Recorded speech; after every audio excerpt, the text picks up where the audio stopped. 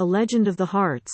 By George W. Sands. Many ages ago, near the high Hartz, there dwelt a rude race of blood-loving giants, who felt no joy but the fierce one which Carnage bestows, when her foul lips are clogged with the blood of her foes. And fiercer and bolder than all of the rest was Bohdo, one, their chieftain. 'Twas strange that a breast, which nothing like kindness or pity might move, should glow with the warmth and the rapture of love.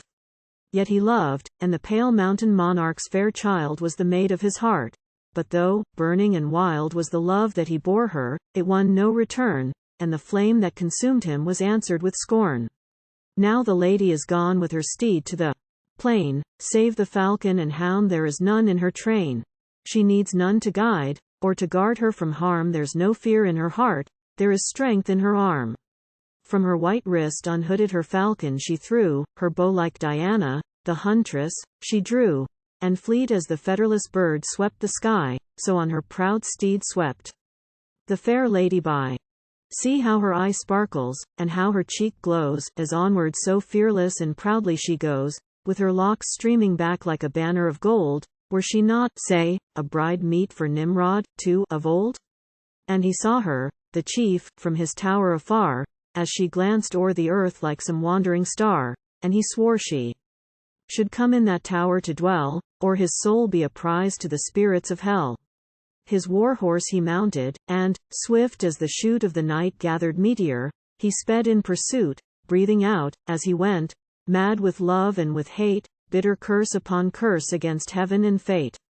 Urging on his fleet courser with spur and with rein, he swept o'er the earth as the storm sweeps the plain, and the fair lady knew, by the gleam of his shield, it was Bohdo, the scourge of the red battlefield.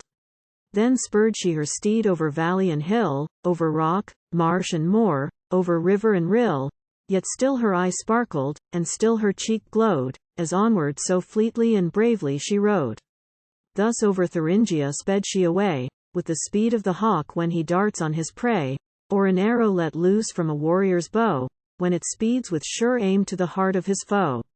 Then the Hartz, the wild Hartz, the terrific, the proud, where the mist spirit dwells in his palace of cloud, where the evil ones gather in envious wrath, to blight and to blast, towered up in her path. Still her cheek kept its glow, still her eye flashed in pride, as onward she flew up the steep mountainside, and fierce as the tempest, and fleet as the wind, stern Bohdo, the ruthless, still followed behind, to a fearful abyss, whose unhallowed name, 3, by the powers of darkness was given. She came, and the whirlpool's wild voice, from the dark gulf below, came up like the wail of a soul in its wee. Beyond rose the rocky shelf, barren and bare, beneath lay the whirlpool, around her despair, behind her came one, sweeping on in the chase, whose grasp was more dreaded than death's cold embrace. Then she called on the spirits who watch round the brave, in peril to nerve, to assist and to save, closed calmly her eyes, as one sinking in sleep, and urged her proud steed to the terrible leap. A moment it paused on the high precipice, then sprang, boldly sprang, o'er the frightful abyss, and struck its firm hoof in the rock till the sound shook the hills, and the sparks flew like lightning around, and the footprint it left has remained to this day, and no rain, flood or tempest shall wear it away. She was saved, the brave Emma was saved, but her crown, from her fair brow unloosed, in the whirlpool sank down. On came the chief, in his fierceness and wrath, nor saw he the wide gulf that yawned in his path, and soon, in the depths of its fathomless tide, the warrior and war steed were laid side by side.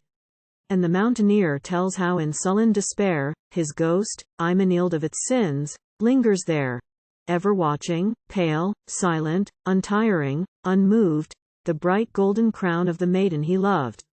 A diver once, lured by the wealth of the prize, sought out the deep cave where it lay, and still lies, and where, chained by a spirit-breathed spell, it shall stay, till the whirlpool and mountain alike pass away. Twice he rose with the crown, till its gleaming points blazed on the eyes of the wondering thousands who gazed. Twice it fell from his grasp, and sank quickly again to the bed where for years undisturbed it had lain. He followed, this effort the treasure may earn, but vainly they watch who await his return. A red hue of blood tinged the deep water's ore, but the diver came up from their dark depths no more.